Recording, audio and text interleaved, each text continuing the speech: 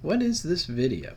A description of events that occurred on certain points in history. Sometimes the topic will be about situations in sports, gaming, television, film, and YouTube. What is it about? The headliner for one major pro wrestling company joining another major company. Where did this happen? Disney MGM Studios, Florida. Who is the main subject? Hulk Hogan, the former face of WWF. How did this happen? Changes in the WWF and the necessary moves that were made. Pro wrestling is a showcase where two or more individuals fight. One is typically seen as the good guy or face. The other is mostly seen as the bad guy or the heel. There are several moves in each wrestler's moveset, including specialized moves called finishers. There's multiple ways to end a fight, those being disqualification, countout, knockout, submission, and pinfall.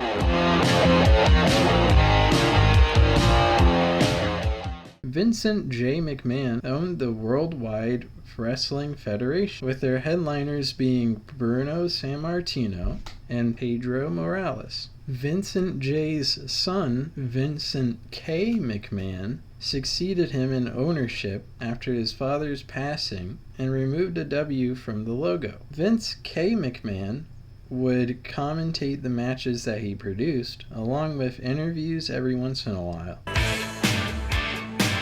Hulk Hogan was an extremely important part of the 1980s for Vince McMahon. His charismatic voice and exaggerated movements led to more interest in the WWF. He would defeat opponents with his finisher, the leg drop. His image was that of a patriotic American hero who would wear red and yellow. His deep tan and bleach blonde hair was a striking image, leading to many viewers watching in a younger demographic. Hogan's work led him to being the biggest face of the company, winning his first championship in January 1984. He would hold the WWF Championship for 4 years. On every show within those years, he charmed an audience in America and grew more popularity. After finding Hogan's popularity, McMahon developed the idea for Wrestlemania, a huge show for several thousand people where pro wrestlers and celebrities would be in the same event. Hogan was teamed up with Mr. T, an important member of the A-Team. Their opponents, Roddy Piper and Paul Orndorff, sternly disliked Mr. T due to his lack of experience in the ring. The match headlined the pay-per-view, with Hogan and Mr. T winning by pinfall. WrestleMania's second installment was in multiple locations at the same time. Mr. T beat Roddy Piper in a boxing match in the main event of the New York section. In the Illinois section's main event, the team of Davey Boy Smith and the Dynamite Kid beat Brutus Beefcake and Greg Valentine for the WWF Tag Team titles. Despite these three separate locations, Hulk's bout against King Kong Bundy in California is known as the main event of the entire show. Hogan would beat Bundy in a cage match by escaping at the 11-minute mark. For a third year in a row, Hulk Hogan would main event the biggest show in the WWF, specifically with Andre the Giant. The two fought for a while, with Hogan winning in the end. The match is most well known for Hogan lifting the Giant, who was roughly 520 pounds. The height of Hulkamania as we knew it began here. After losing his title in controversial fashion, Hogan was put into a tournament to decide the next champion. Unfortunately, he was pitted against Andre the Giant for the second year in a row, with the bout ending in a double disqualification. After winning the WWF Championship at last year's WrestleMania, Macho Man Randy Savage became friends with Hulk Hogan. They would create the duo known as the Mega Powers. They would dominate opponents and entertain the masses throughout every show. Savage began to be paranoid about Hulk's intentions, leading to Savage turning on Hogan. This match was the main event, with Savage losing to Hogan by pinfall. In what could be seen as an early passing of the torch, Hogan fought the Ultimate Warrior for both the WWF and Intercontinental Championships. Warrior would win in convincing fashion. This would be Hogan's first pinfall loss in 6 years. In a card that featured Randy Savage losing a retirement match, somehow Hogan main evented the showcase against WWF champion Sergeant Slaughter. Hogan would absolutely demolish Slaughter to win the championship. Even without the world title, somehow Hogan main evented yet again, this time against Sid Justice. Hogan would win pretty easily. Hogan would team with Brutus Beefcake for a loss, leading to some issues backstage. Hogan would later come out in the show to suddenly challenge Yokozuna and win the WWF Championship. Hogan's character started to detract from the spectacle of the previous match, where Yokozuna would dismantle Bret Hart. Minnesota! Hulk Hogan was known for his backstage politics, especially during WrestleMania season. Here are some examples of what he said and did during these events. In the first rendition, Hogan almost protested against working the main event due to Mr. T's lack of experience. Despite this, Mr. T appeared to be capable in the match. This was the correct choice for the main event, but Hulk Hogan's ego began to mess with the following events. On the second show, Hogan forced his hand when it came to the California main event and how it was listed overall. The entire event was a mess, with the only praises going to the WWF Tag Team Championship match involving Brutus Beefcake and Greg Valentine against Davey Boy Smith and the Dynamite Kid. For the third and largest show in WWF history, Hogan claimed that lifting Andre would be the spectacle of the main event. Other wrestlers with more extensive and intriguing movesets were put to the side, including Jake the Snake Roberts and Ricky Steamboat. The match involving Intercontinental Championship were praised highly. Some would say that Steamboat versus Randy Savage should have been the main event. Even though Hogan and Andre too were in the middle of the card during WrestleMania 4, Hogan demanded it to be advertised as the main event. The match was not seen as a major event, however, with Randy Savage and Ted DiBiase having a more appealing matchup in the main event. Hogan did not have the title for almost 2 years at the point of WrestleMania 5, so he told Vince McMahon to give him the WWF Championship. Even though Randy Savage had a long reign, most of his run was overshadowed by Hogan's relationship with him. Hogan's intentions with Savage's manager, Miss Elizabeth, made him look like a traitor to the audience. Using a relative attraction to Miss Elizabeth, Hogan caused Savage to turn on him via paranoia in the months leading up to the match. For WrestleMania 6, Hogan agreed with McMahon on the result of the main event, seeing it as somewhat of a passing of the torch. After the Ultimate Warrior was victorious, he held the title for 9 months. Warrior would lose the title in a controversial fashion against Slaughter after Randy Savage attacked Ultimate Warrior.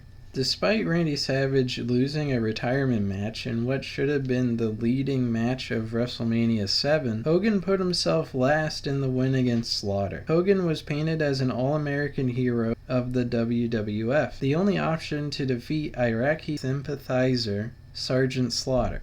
Even with these added motivations, crowds began to turn on Hogan's time in the spotlight. WrestleMania 8 had a WWF Championship match without Hogan, with many seeing it as a missed opportunity to highlight a change in wrestling. Crowds showed more of an interest in Ric Flair and Randy Savage's match, mostly due to their in-ring capabilities. Hulk's limited moveset was criticized, leading to the main event match versus Sid Justice feeling lackluster and unwarranted. For WrestleMania 9, Hulk's intentions were seen as an issue. After losing in the middle of the event, he would abruptly challenge and defeat Yokozuna for the WWF Championship in the main event. Hogan did not want to drop the title to former champion Bret Hart, opting to relinquish the title back to Yokozuna. The image of Hulk Hogan with a black eye would be his final appearance for almost a decade.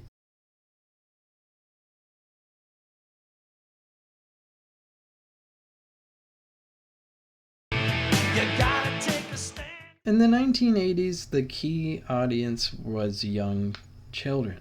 This led to comical, highly exaggerated characters being developed for wrestlers. Hogan was one of these examples, along with Ultimate Warrior and Macho Man Randy Savage. The idea of huge, larger-than-life characters taking over the appeal of wrestling started with Jesse Ventura. His voice and confidence kept him in the public eye for the better part of a decade. Looking back on the promotional material, Hogan and Savage were seen as mainstay faces of the company, along with Ultimate Warrior's energy creating more interest.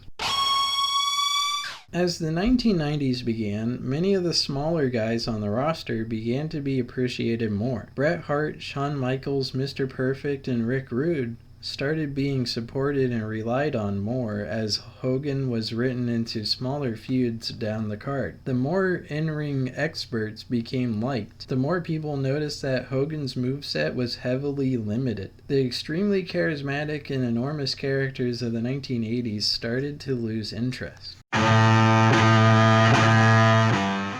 After winning the WWF Championship at WrestleMania 9, Hogan didn't want to lose the belt to a wrestler like Bret Hart. After some talks, Hogan agreed to dropping the belt back to Yokozuna. After losing several small house show matches to Yokozuna, he lost to Yokozuna in his final match at that year's King of the Ring event. Hogan was under contract until the end of the year, but decided not to participate. What's with these homies dissing my girl? What do they got?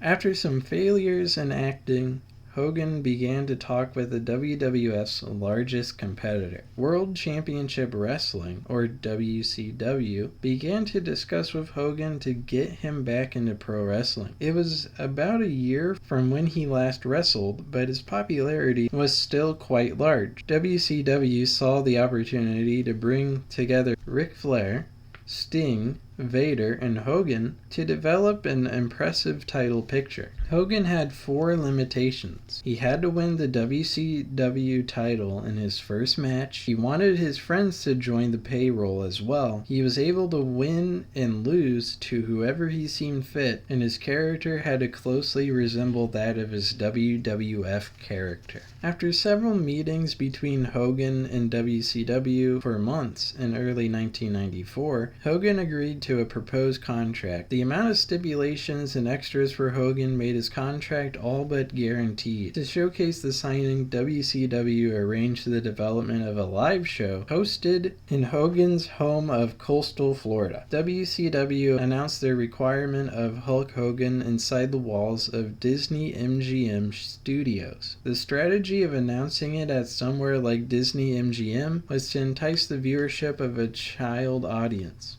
After the event, the WWF proceeded to ignore the signing of their former top star. McMahon continued to try and replace Hogan with Lex Luger, to differing results. McMahon also began to show Bret Hart as the future of the WWF, besides his age being an issue. He also began to focus on Shawn Michaels, with his manager being the man known as Diesel. Mr. Perfect and Rick Rude would muddle around the Intercontinental title picture, along with a cool guy named Razor Ramon.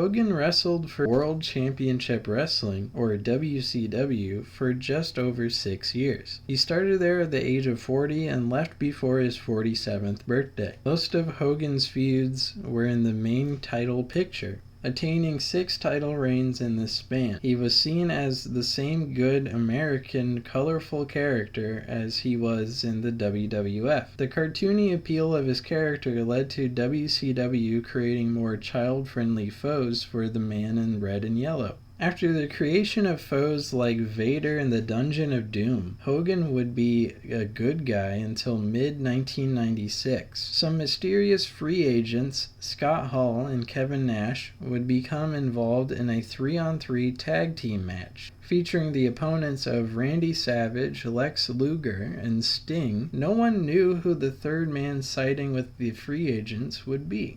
After Hall and Nash fought the three heroes, a familiar theme filled the arena. Hogan marched down, seemingly to help his friends. He rushed in just to attack Savage in an act of betrayal. Hogan just became a heel, a bad guy, someone no one could trust. Hogan's first match was against Ric Flair, winning the WCW World Heavyweight Championship from him in a fairly contested match. He would feud with Ric Flair for the rest of the year before defending the belt against the Butcher in the main event of the highly touted Starrcade. Vader would stake his claim against Hogan soon after. Vader's appeal kept interest in the two fighting. Flair also continued to fight Hogan time and time again, getting close matches between the two of them. Lex Luger came back to WCW to feud for the title, but also didn't win against Hogan.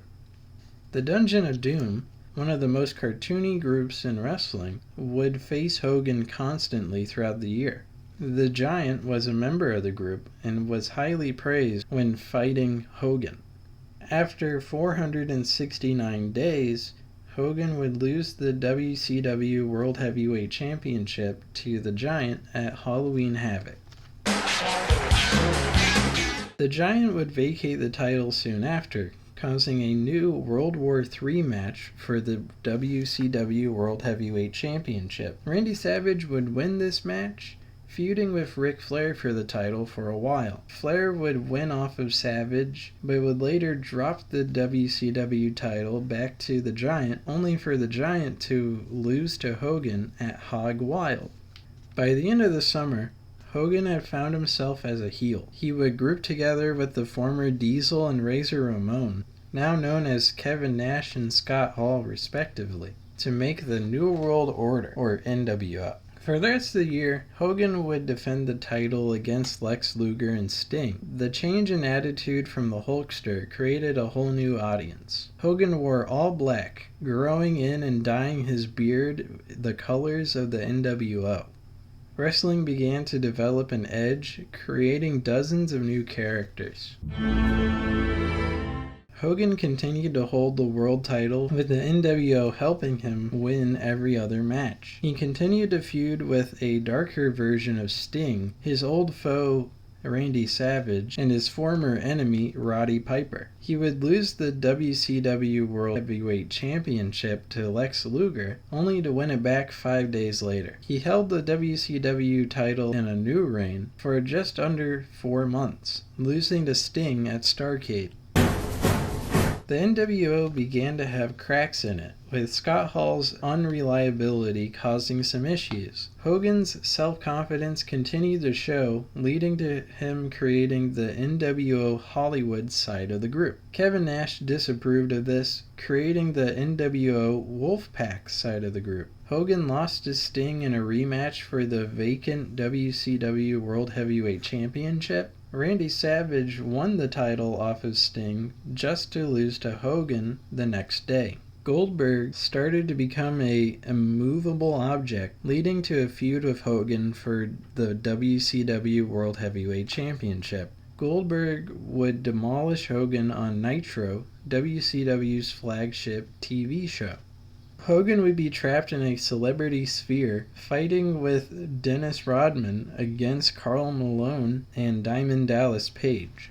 In the final months of the year, Hogan began to face The Warrior, an old enemy from the WWF. Hogan beat The Warrior at Halloween Havoc. Let's just say something terrifying and stupid happened to start 1999. Kevin Nash somehow defeated Goldberg at Starrcade last year, only for this to happen on January 4th. The finger poke of doom occurred, completely tarnishing the idea of the NWO split, along with Hogan regaining the WCW World Heavyweight Championship yet again. Hogan and Nash joined forces to reform the NWO, only to resounding boos from the crowd. Eventually, Hogan lost the title to Ric Flair at Spring Stampede after fighting against him for several weeks. Hogan, appearing as a good guy, challenged Randy Savage for the WCW World Heavyweight Championship, and he won on another Nitro, giving Hogan a 6th World Heavyweight Championship reign. At Halloween Havoc, Hogan faced Sting in an extremely disappointing bout. Hogan would enter the ring without any gear on, laying down to lose to Sting. After coming back in February, Hogan was barely used. After some backstage drama, Hogan came out at Bash at the Beach to face Jeff Jarrett for the WCW World Heavyweight Championship. Instead of a real bout, Jarrett laid down on the mat and waited to be pinned by Hogan. Soon after the match, Hogan was seen as a menace and was not welcomed as champion. He was promptly banned from appearing at any other WCW show. Hogan is a majorly polarizing figure in wrestling, with it being more obvious going into the 90s. Hogan's work in the 80s led to a wrestling boom in America, but his backstage politics made him hard to work with. He thought he was the best of the best, forcing his hand at almost every Wrestlemania he was involved in. His popularity got to his head, thinking he could become a famous actor outside of wrestling. After around a year, Hogan came back to wrestle for WCW, but his contract had many clauses. Despite firmly establishing himself as the headliner, a lot of the audience was getting sick of his good guy persona. Hogan became a bad guy after a year and a half forming the NWO. His politicking began to become an issue around this time. Events like winning the WCW title off of Randy Savage after a day, which happened twice, might I add, and the finger poke of doom caused the audience to completely despise Hogan. At Halloween Havoc in 1999, Hogan was completely dismissed by the audience. At Bash at the Beach 2000, Hogan was seen as a menace and was promptly pushed out of the company. Despite the deal with WCW being so large, Hogan didn't wrestle for the company for the rest of the 2000s. He would stay at home waiting for his contract to expire in 2001. He would return to the WWF, now known as the WWE, in early 2002. After several different stints in separate companies, Hogan would retire in 2012. This was a video discussion of what occurred on June 11th, 1994, when Hulk Hogan signed with World Championship Wrestling and the events around it. Thanks for watching this video.